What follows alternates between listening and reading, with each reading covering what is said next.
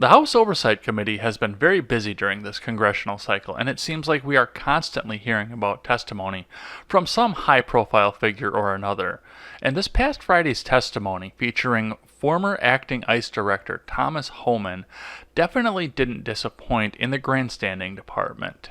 This story is a continuation of the saga that began with Representative Alexandria Ocasio Cortez's Instagram live video, in which she called the camps on the border meant to detain immigrants who crossed without going through a port of entry concentration camps, including charged language that compared these camps to the actual ones in Nazi Germany, even though she came out and denied that there was any sort of connection into what she was saying. The House Oversight Committee called a hearing to discuss family separation, and while it was the topic, this entire hearing quickly devolved into an opportunity for lawmakers to grandstand and to put down Trump appointees in any way that they could. Now, most of us know about this story just because of the clips that circulated about Thomas Homan and AOC. And it was either this photo in which she swore in even though she was told she didn't need to, or the video of Cortez's exchange with Homan himself. In the beginning of the video, Alexandria starts out wondering how it got to this point. You know, Mr. Chair, I was looking, how did we get to this point? How did we get to this point where we take children out of mothers' and fathers' arms? And, it dated back, family separation, the way that we have seen it, where we take children away from their parents without due process, began last year under Secretary Kirstjen Nielsen. But I had to dig further, and our staff dug further. But where did this start within the administration? She implemented it, and we found a memo.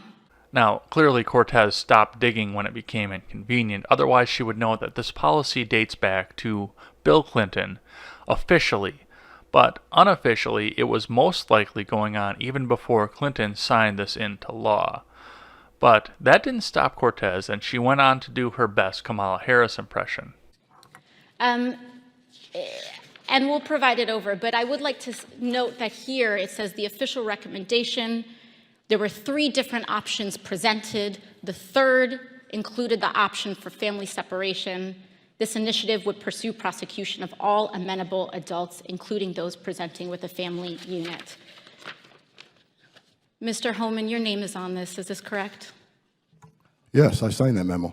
So you are the author of the family separation policy? I am not the author of this memo. You're not the author, but you signed the memo? Yes, a zero tolerance memo. So you provided the official recommendation to Secretary Nielsen on for the United States to pursue family separation. I gave Secretary Nielsen numerous recommendations on how to secure the border and save lives. But it says here that you gave her numerous options, but the recommendation was option 3, family separation. What I'm saying, this is not the only paper where we've given the Secretary numerous options to secure the border and save lives. And so the recommendation, of the many that you recommended family separation. I recommended zero tolerance. Which includes family separation. But what Cortez didn't expect is that Homan, who is a lifelong career law enforcement officer who has a lot of experience testifying, would have enough facts in order to be able to back up his point. Zero tolerance was interpreted as the policy that separated children from their parents. If I get arrested for DUI and I have a young child in the car, I'm going to be separated. When I was a police officer in New York and I arrested a father for domestic violence, I separated that father from his family. Mr. Homan, with all due respect, legal asylees are not charged with any crime. When you're into the country illegally, it's violation 8 United States Code 1325. Seeking asylum is legal. If you want to seek asylum and go through the port of entry, do it the legal way. While Cortez did allow Homan to respond, possibly to try and catch him in a perjury trap, other oversight members were less willing to have the conversation. Suz Garcia of Illinois was more intent to deliver a monologue, giving Homan only a brief window to respond. And when Garcia tried to regain the narrative after Homan responded with one word, Homan did drive his point home. Mr. Homan, I'm a father. Do you have children? How can you possibly allow this to happen under your watch? Do you not care? Is it because these children don't look like children that are around you? I don't get it. Have you ever held a deceased child in your arms? First of all, your comments are disgusting. I've served my country. I've served my country for 34 years. I find your comments This is out of disgusting control. as well. I've served my country for 34 years. And yes, I held a 5-year-old boy in my arms in back of that tractor trailer. I knelt down beside him and said a prayer for him because I knew what his last 30 minutes of his life were like. And I had a 5-year-old son at the time. What I've been trying to do in my 34 years serving my nation is to save lives. So for you to sit there and insult my integrity and my love for my country and for children, that's why this whole thing needs to be fixed. And you're the member of Congress. We agree on that. Fix it. We agree on that, but I disagree. But I also disagree with your Gentlemen, characterization of immigrants as prone to criminality. People for 3 decades on this. Gentlemen's time has expired. It's my time now. Mr. Chairman. All that I could think about while I was watching this exchange was this iconic movie scene. And when it went bad, you cut these guys loose. Your Honor, you had Marcus inside a phony transport. Your Honor, you doctored the logbook. Damn it, Captain! You coerced the doctor. Consider yourself in contempt. Colonel Jessup, did you order the code red? You don't have to answer that question. I'll answer the question. You want answers? I think I'm entitled. You want answers? I want the truth. You can't handle the truth. The last representative to make a particularly notable appearance was Jerry Connolly of Virginia. Representative Connolly, unlike Cortez or Garcia, refused to let Homan get a word in edgewise to try and make his point or to try to change the narrative. And after a lengthy monologue and a brief exchange with the Inspector General of ICE, Connolly has this to say as Homan mistakes himself as being called on. Did you want to comment? You seem frustrated. I'm extremely No, frustrated. Mr. Holman, I'm not calling on you, sir. Of course not. This is Of my course not. time. This isn't about You're not transparency. at the border. This is ridiculous. You're not at the border right now. You're in a hearing room.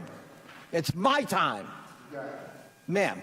Now, I don't know what's going on at the Border Patrol stations, and there are very few people in this country that actually do, especially when we talk about all Border Patrol stations collectively, because there are some rumors out there that say that we're doing excellent. Some of these stations look like brightly colored preschools, kindergartens, or daycares, and others say what we've been hearing about concentration camps. But regardless of this, Congress is the body that is tasked with changing the laws on the books. They try to point this at the president, but they are the ones that need to write a bill if they want to see any of this change. A lot of people in Congress have said that Trump needs to do something by executive order, but the executive branch is only tasked with enforcing the law, and to do so within the parameters that are set forward by the Congress. If Congress wants a new law and wants Border Patrol to change, they need to write the bill, get it past both houses, and get it to the president's desk, and hope he signs it. What do you think about the situation on the border, and what do you think about the hearings that we saw this past week? I always welcome a thoughtful and positive discussion in the comment section below, and especially over on Twitter. That is at Ed's Blog Twitter with a 1 in place of the I. Thanks as always for listening to this show and supporting this channel. And remember, never take the words of bloggers, podcasters, or journalists as gospel. Find all the facts and draw your own conclusions. Take care. You're